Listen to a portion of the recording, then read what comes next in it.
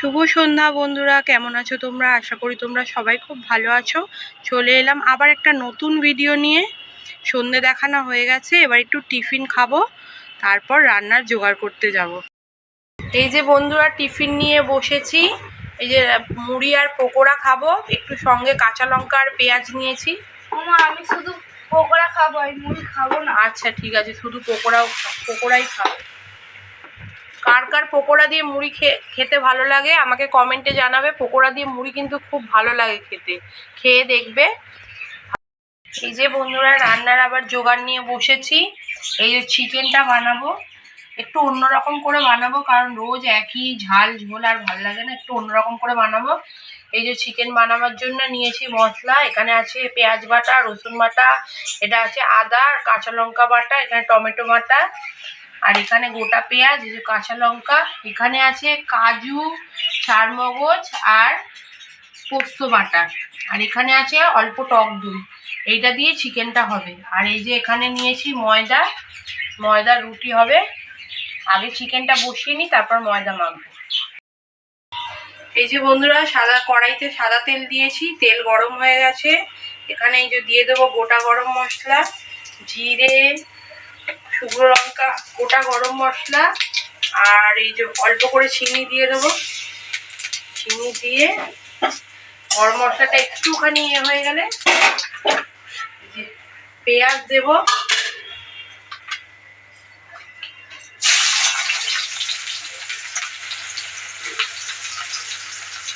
আর এই যে কাঁচা লঙ্কাটা দিয়ে দেবো। পেঁয়াজটা একটু লাল হয়ে গেলে তারপরে দেখাচ্ছি। যে পেঁয়াজটা লাল হয়ে গেছে, এবার একটু এই যে পেঁয়াজ বাটাটা ছিল ওইটা দিয়ে দিলাম, আর এই যে রসুন বাটা, আর এখানে এই আদা আর কাঁচা লঙ্কা বাটাটা দিয়ে দিলাম। এটা একটুখানি কষিয়ে নেব। এই যে টমেটো বাটাটাও দিয়ে দিলাম। এটা একটুখানি মশলাটা একটু কষিয়ে নিয়ে তারপর মাংসটা দেব।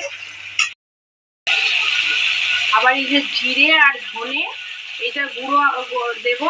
এটা 1 চামচ করে জিরে, 1 চামচ ধনে আছে, এটা দিয়ে দেবো। দিয়ে মশলাটা আর একটু কষাবো, তারপরে কাজু বাদাম, ওই বাটাটা, কাজু পোস্ত যেটা বাটা রয়েছে ওইটা, আর এই যে টক দইটা দেবো।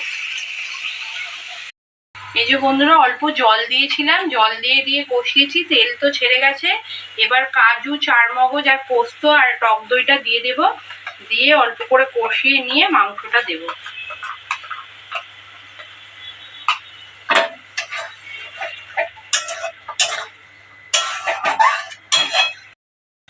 এই যে বন্ধুরা, মশলা থেকে তেল ছেড়ে গেছে, এবার চিকেনগুলো দিয়ে দেবো।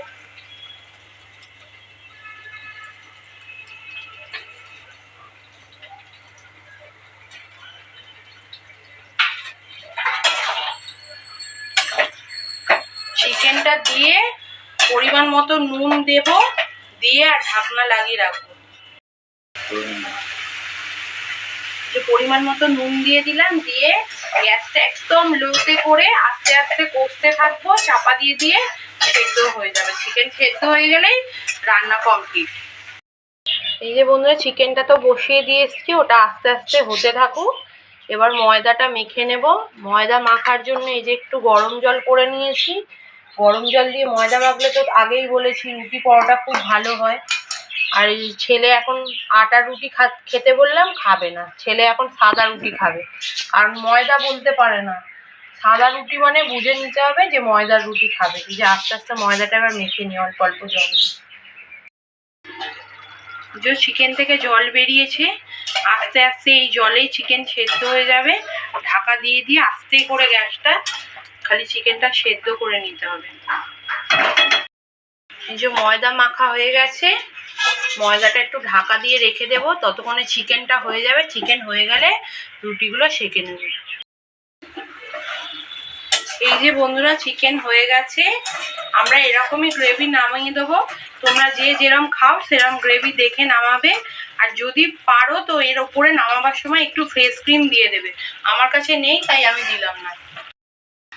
এই যে বন্ধুরা, রুটি হয়ে গেছে। এই যে এবার খাবারটা বেড়ে নেব। এই যে চিকেন ছেলেকে খেতে দিয়ে দিয়েছি, এবার ওর বাবাকে দিচ্ছি। চিকেনটা কেমন হয়েছে রেসিপিটা বাড়িতে তৈরি করে কমেন্টে আমাকে জানাবে। আর যদি ভিডিওটা ভালো লাগে তাহলে লাইক, কমেন্ট, শেয়ার আর সাবস্ক্রাইব করে আমাদের পাশে থাকবে। এই যে সঙ্গে আছে আম, গরমের দিনে আম না থাকলে ভালো লাগে?